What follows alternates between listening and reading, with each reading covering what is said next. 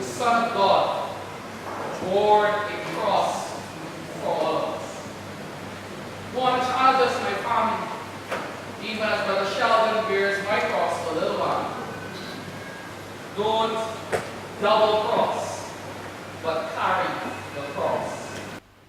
And calling the crowd to him with his disciples, he said to them, if anyone would come after me, let him deny self, take up his cross, and follow me. For the word of the cross is folly to those who are perishing, but to us who are being saved, it is the power of the living God. As Brother Sheldon stands bearing my cross for a little while, it is important for us, my family, to see in the background a cross that is synonymous with crucifixion. It was, believers in Christ, one of the strongest forms of deterrence against insurrection or political agitation in Roman provinces. In other words, my family, yes, we have spiritualized the cross, but the truth must be told that within the Roman provinces, the crucifixion process was used to deter, to stifle, and to cause insurrection and political agitation to cease. We must be reminded, my family, that this was no easy walk for Jesus.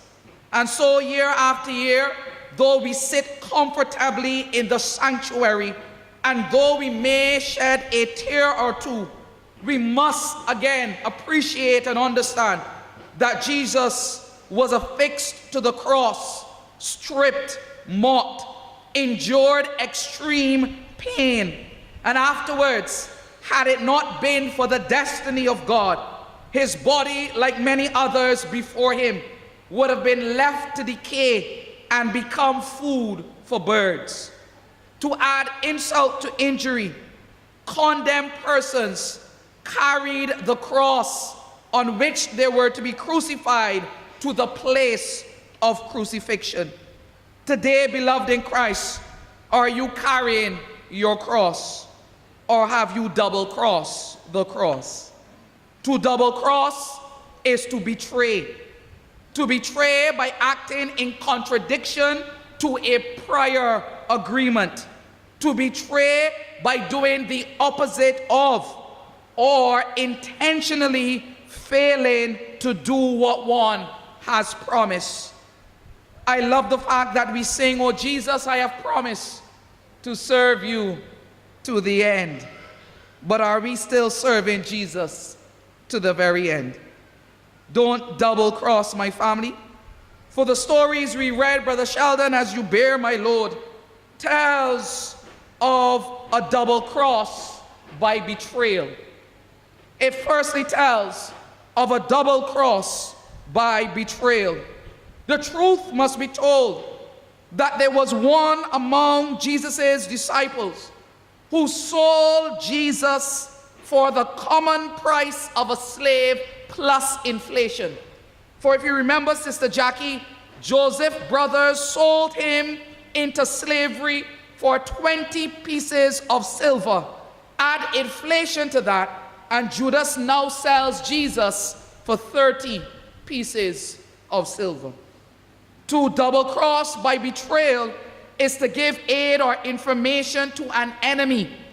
We understand, Brother Eli, it is to commit treason against one's country.